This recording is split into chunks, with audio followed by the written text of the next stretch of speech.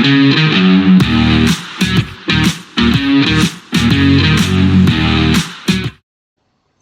welcome back to the Supercoach Draft channel. In this video we're going to have our look at the draft version of NRL Supercoach after round 5 for the 2025 season, as well as do our Sportsdeck review, which we normally do on Tuesday, but I am recording all this on Monday.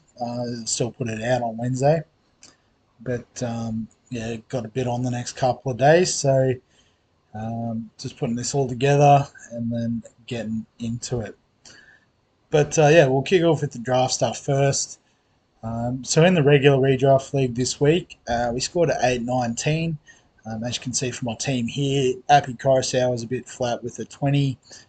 Captain Terrell May was solid with 69. Tino was 67, was good. The second row, so McInnes with 53 was fine. Josh Curran with 69, thanks to the try, was good. But the standout, Siwa Wong with a 119.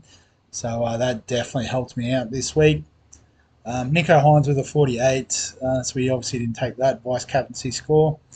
Kyle Flanagan with a 30. We're still waiting for Birdo to come back, so we've got at least one more week with the bye this week. Jacob Kiro's come in, so we did end up having the Wanganui Tawasi go out injured. So it was perfect timing that he was ready to come back, so he slotted straight in, scored us a 61. Bradman Best with the 25, obviously no points for the Knights meant that his upside was going to be limited. Ben Travojevic with 54 is continuing to be solid. And Rob Toya with 45, again, solid from him. Will Kennedy at fullback with 37. Unfortunately, we left a ton on the bench with Yongi. And Harry Grant with the 53 at the flex. We would have liked a bit more from him too. So I guess if we actually have a look at the matchup, so Tony's team cut out past the Daily with an 801, so snuck over the line there if it ever wants to load.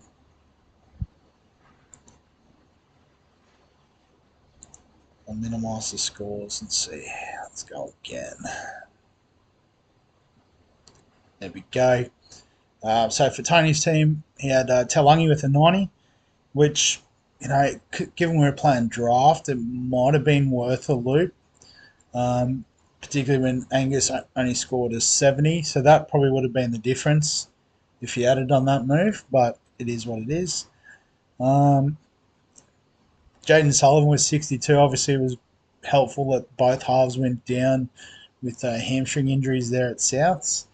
Latrell, so been holding on to him, 51 points on his return.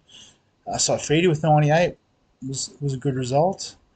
And then, yeah, not much on the bench, so pretty sort of solid team Tony's put out, but like I said, snuck over the line there. Particularly, there's a few 700s as well. But I guess the clear winner this week is Lockie's team, the Rabbits, with a 955. So Seb Chris with the 67 was good. Got that last minute try that was absolutely ridiculous to get the win there for the Milk. Isaiah Yeo with 85 was a VC again, probably one I would have taken in this format, but each their own.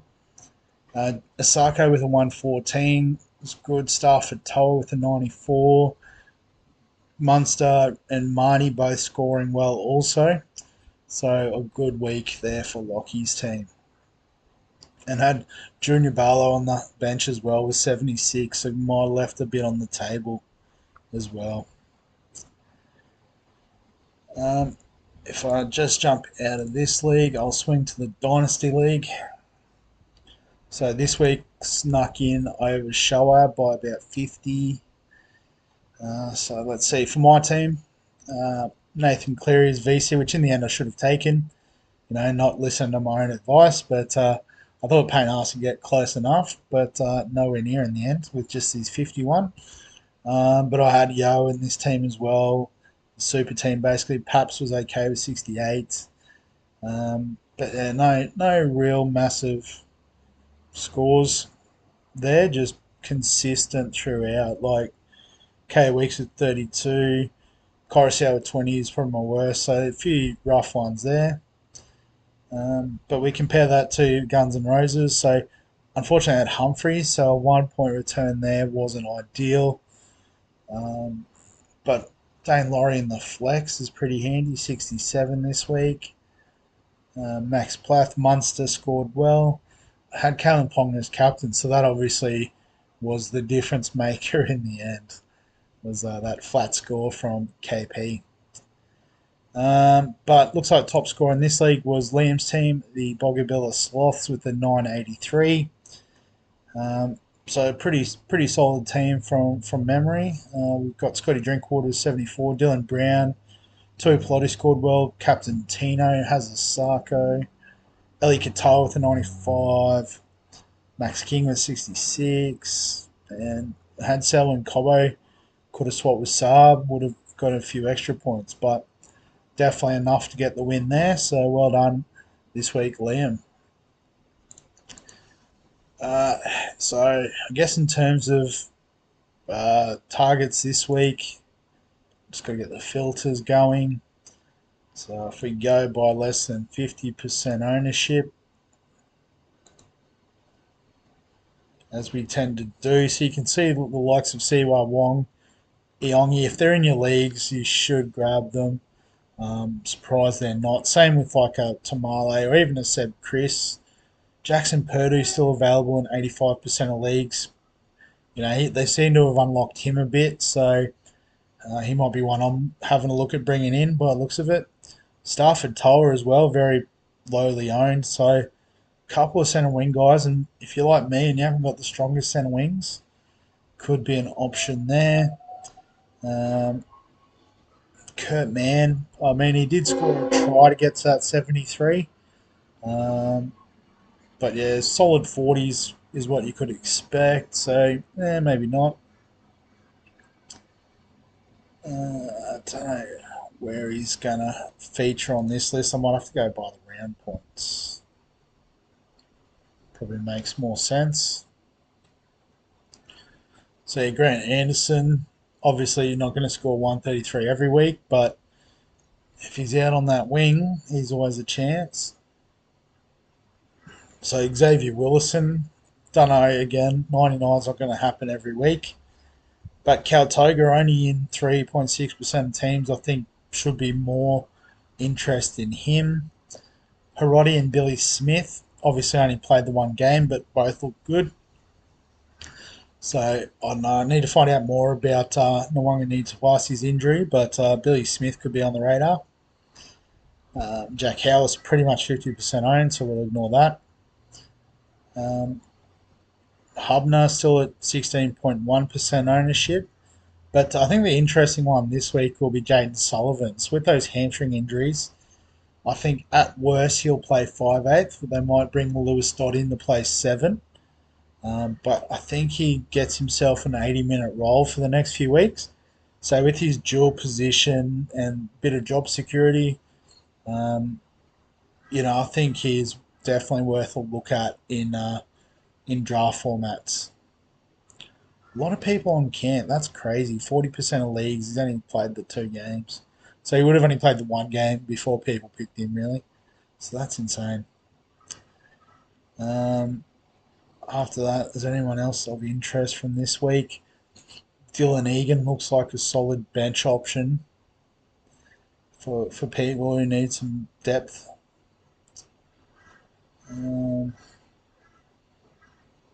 Isaac Tungo, less than 50% of teams. That's interesting. If you could get him, I think he's worth a look. Well, it's been a couple of years since he's been a relevant option in Supercoach. Oh, I just noticed the DPPs are out too. So Harry Hayes finally in the second row where he belongs instead of just being a centre winger. But, he's just going to average 40 as a bench middle forward. So just no nonsense, does his job, but not really the upside. JT, the legend, 15% owned. Yeah, so they're probably the main ones that I can think of just looking at the numbers. So some options there for you to look at in draft. But on the Sportsdeck, again, as I said, didn't get to this one on Tuesday's Teamless Tuesday video due to other engagements. But an 850 this week, which was a bit below par, considering how high my par's been. Have dropped 20 spots down to 130 overall, but still top 4%. So, this is the one that's actually going all right. So we're riding this all the way. But I guess part of it would have been our captain. So Payne Haas only at 42.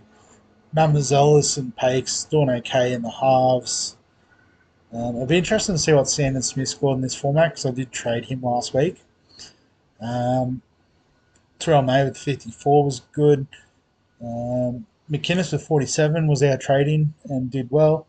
Horsburgh with 57 was good. And Nicholson, we've actually got him in this format, so 81 is a fantastic result there. Isaiah Yeo with an 85. Nafai Watt, 56. Awesome. And then Hubner, 44 points, so making us some good cash there. And the halves, so Hines with 34. Cleary with 76, which we should have taken in hindsight. And then obviously Humphreys with the 1. That would have dropped out of our score, so we're not too stressed there. But Shibasaki with just at 24 in this format. Tamale 46. Purdue 61 on the bench. It's super frustrating. And then talk about frustrating. 2 60s on the bench, while Garrick scoring a 35. Ponga just a 16. Jenkins with 44 was good, to be fair. And Jaden Campbell with a 32.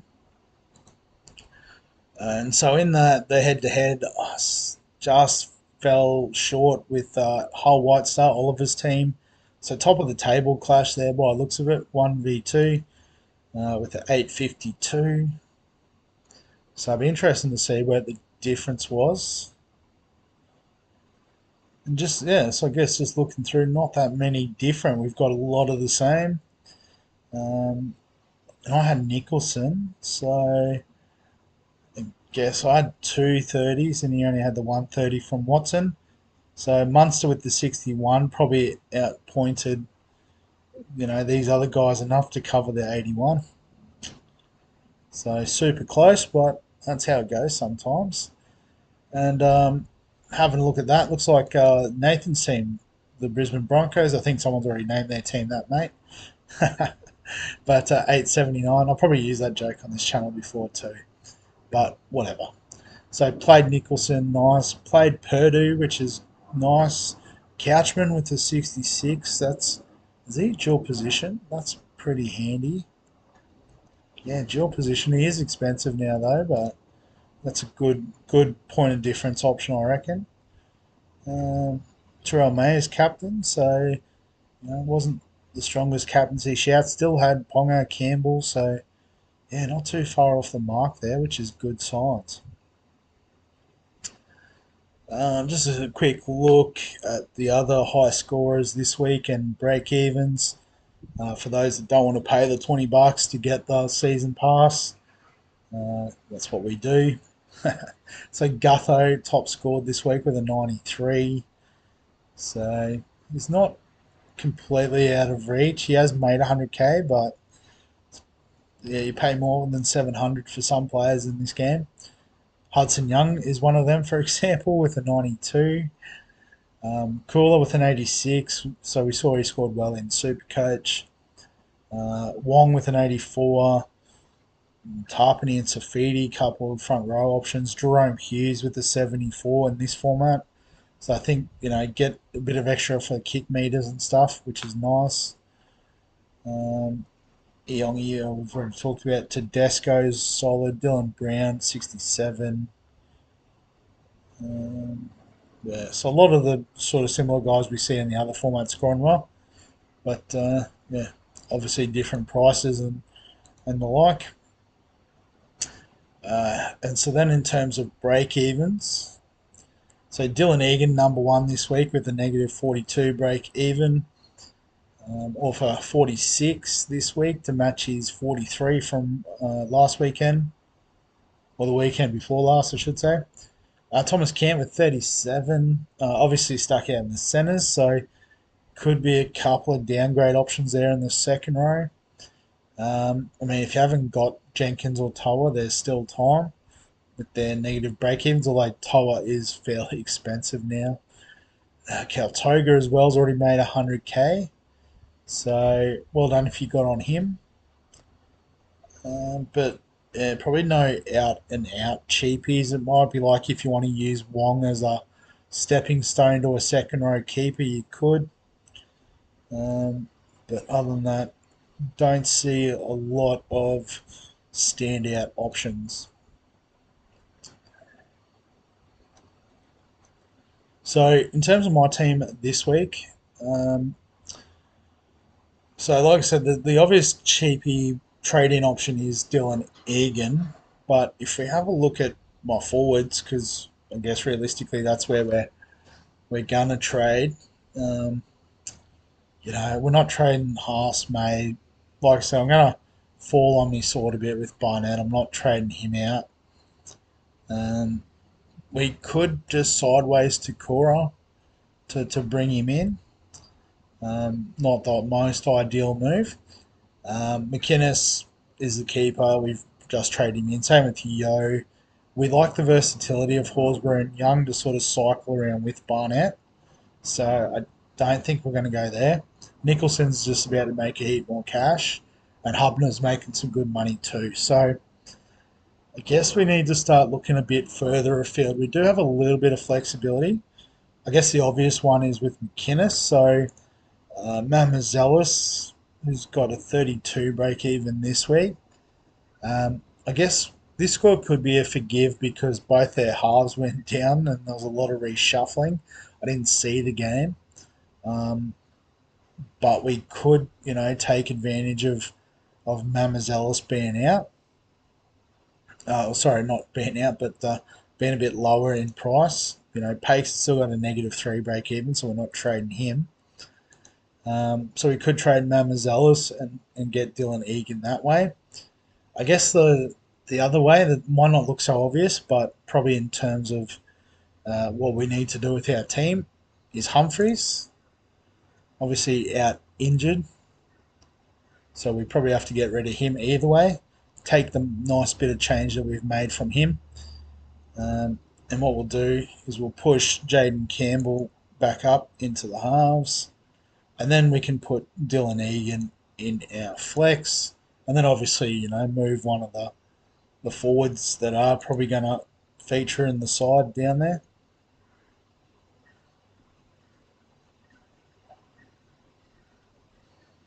Any chance of doing something? No, I just didn't click it properly apparently. So yeah, so that's one trade. Um, and then the question is, do we need to make a second trade? Like we've got, like I said, pretty happy with my forwards, which is why we're doing this sort of advanced technique. Um, even with Mamazelis, there's no real hooker options jumping out, sort of shout and pick me. If we go back to uh, round 5 summary, that's what I want. A bit slow this morning, no good. Um, so filter by hooker. So, like it would just be bringing in someone like a Max Plath, but his price isn't really going anywhere in a hurry, or it could be a Connor Watson, that sort of pick. So, at the moment it's feeling very boring in that sense. Um, I mean, if you think we'll put McInnes up there and trade Mamazelis for a second row gun, um, the obvious one that I would love to have is Preston, but on the bye this week, so not much point there. Um, Eli Katoa probably doesn't quite score as highly as he does in Supercoach in this game. So if we go by average, he does move up a fair bit to 7th overall. 3 from the Raiders. So it'll be interesting to see when Hosking comes back how this all works out. Dylan Lucas is the interesting one. Obviously, if he is named to come back this week, sort of having him in the second row with a view to putting him in the centres is not the worst shout. But then I guess the options, um, looking at the halves, there's still the option of like a Reynolds, Cherry Evans, Holmes is that I like third or fourth keeper. Um, and then like maybe like Toya might be ready to go. But, at centres, we could do Dylan Lucas if he's fit. Um, Farmworth is a bit out of range at the moment for us. Connor Tracy's doing okay for his price, but he's on the buy. Bradman Best is going to dip, so we can wait to buy that. Lomax might have bottomed out, but never been that keen on him other than when he was playing on the wing last year. Bo Fermor had a stinker this week, so he was like that other second row solid option. But 18, we'll see his price drop a bit, so we can wait on that. Kiraz, if it was this week, we'd probably do that, but he's on the buy, so we can just do that next week. Then after that, I don't know if I'm entertaining any of them. And wing fullback, I guess probably the obvious ones are your Guthersons, Pappenhausens, Tedesco's of the world. Just upgrading to those guns. But you can see even Gutherson is averaging 60, which is, comparable to a lot of these forward options that we've got in halves. So it's not like a must trade in sort of deal. Even Tedesco's only averaging 53. So losing some more cash this week. So I don't think we necessarily need to do a lot of trading. So I'm just going to do the one trade this week, I think. Humphrey's down to get Egan in. And then we'll just rejig the team a little bit. Who plays later in the round? Actually, it's probably earlier is what you want in the flex. I haven't quite worked out the strategy. I think with the flex, because there's no sub, I think you want to lock in someone who plays early. So Yo can go in there.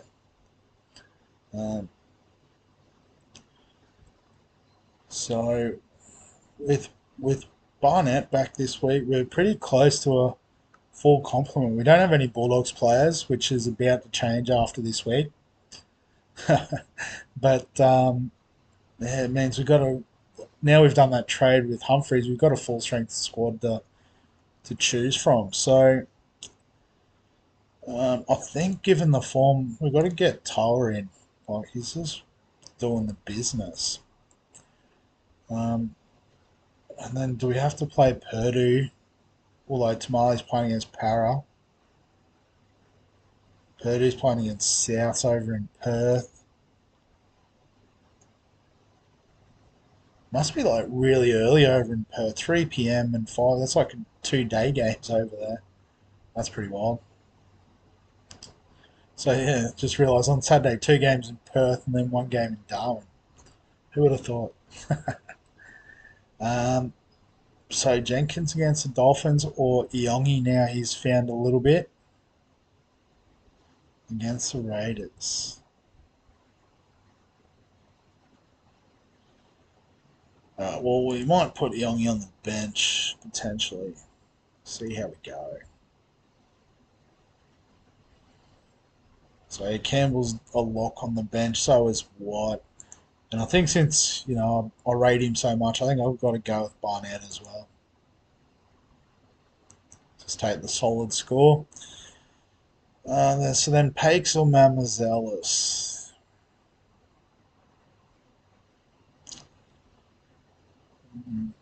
Might just back Mamazelis in. Keep the faith. So one trade this week, bit of cash. VC and C will keep the same. So yeah, the plan next week probably Toya to Kiraz, potentially someone like Nicholson to Preston if we can swing it. Don't think there's that much money, but here's hoping. But yeah, we'll wrap the video up there. So um, as always, if you have any questions, comments, thoughts, feel free to add below this video. Give us a like if you enjoy the sports deck stuff or indeed the NRL draft stuff. Um, Either or, I'll take a like. Subscribe for all the fantasy sports content on the channel. And other than that, we'll catch you in the next one.